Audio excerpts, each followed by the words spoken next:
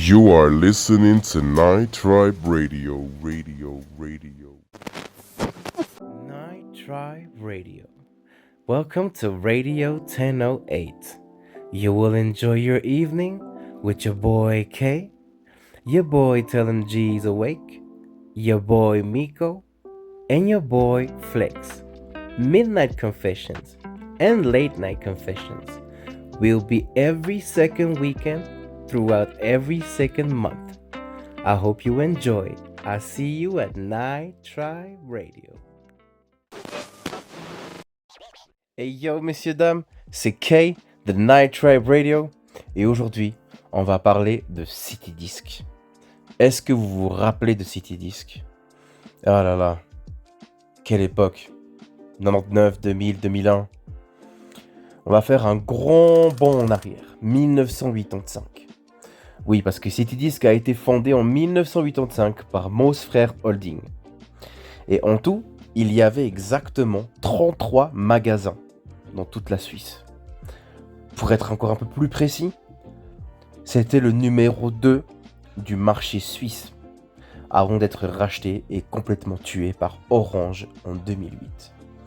Mais avant ça, j'aimerais qu'on revienne sur cette nostalgie qu'on aime tous tant et qui nous nourrit encore aujourd'hui. Moi, j'ai ce souvenir de l'époque où on allait dans City Disc pour écouter ce dernier tube qui vient de sortir et avec des casques super agréables qu'on mettait sur la tête et puis on passait des heures à écouter ces sons, ou encore le coin JV où on se posait puis on jouait des heures et des heures, soit à la Play 2, soit peu importe la console qui était là. C'était des moments extraordinaires et un magasin qui pour ma part m'a beaucoup marqué parce que partout où tu allais en Suisse il y était. C'était pas plus différent qu'un Interdiscount aujourd'hui, ou un MediaMarkt. La seule différence qu'il y avait quand même ce côté où on allait pour découvrir, on n'était pas juste là pour venir acheter des trucs.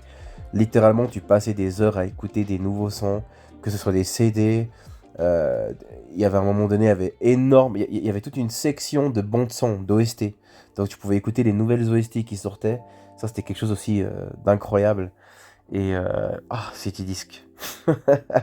Petit logo jaune, hein. On s'en souvient tous.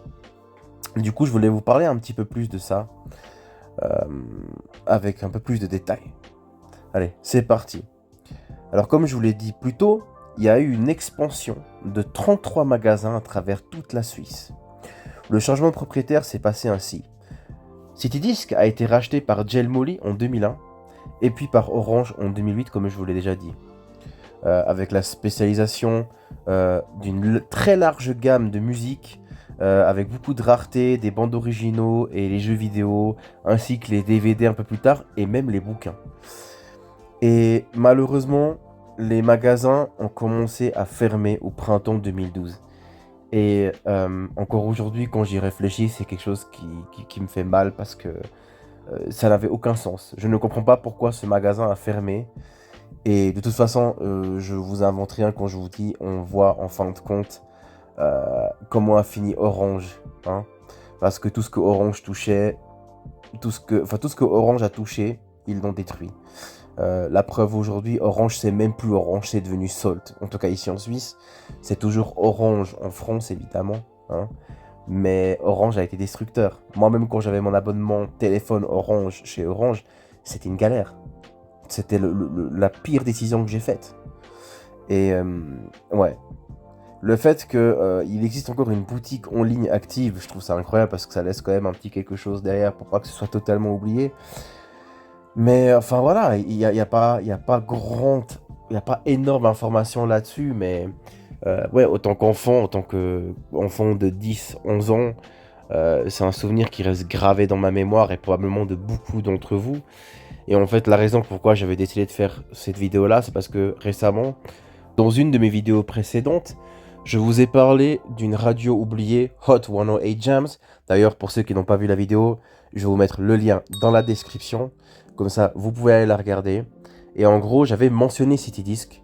Et je vous avais dit dans la vidéo que je vous ferai une vidéo sur City Disc parce que je trouve que ça vaut la peine. Même s'il n'y a pas énormément d'informations et d'histoires dessus, c'est quand même 33 magasins qui ont porté en fait l'industrie musicale ici en Suisse, avec les reventes de disques, vinyles, mais aussi en partie l'industrie du jeu vidéo avec les jeux vidéo, etc.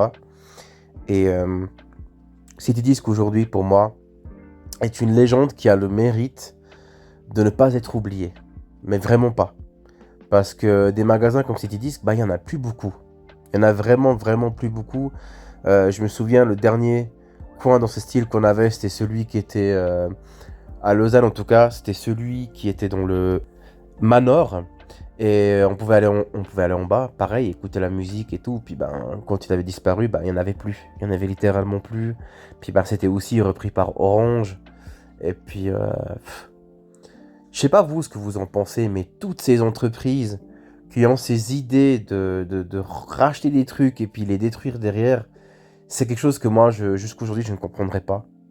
Au lieu de construire dessus, puis de continuer à mettre en avant ce que l'entreprise a fait, on l'achète et puis on le détruit parce qu'on n'aime pas le fait que à l'origine, c'est un concurrent. Et puis, c'est pas la seule entreprise avec laquelle on a fait ça. Et d'ailleurs, maintenant que j'y pense, ça peut donner vie à une vidéo potentielle à l'avenir, hein, où on peut parler de toutes ces entreprises qui ont été rachetées et détruites par leurs concurrents. Ça pourrait être intéressant. Si ça vous parle, faut me le dire dans les commentaires. Moi, c'est avec plaisir que je réfléchis à concocter quelque chose. Parce qu'en ce moment, moi, j'ai beaucoup d'inspiration. Et puis, tout ce que moi, je peux vous amener dans ces vidéos-là, ben, j'aime le faire et je veux le faire davantage. Et puis, d'ailleurs, très bientôt, on va changer aussi un petit peu l'approche. Parce que ben, j'ai une caméra professionnelle que j'aimerais utiliser et mettre en avant dans tous ces projets-là. Donc voilà, sur ce, c'était Kay de Night Tribe Radio.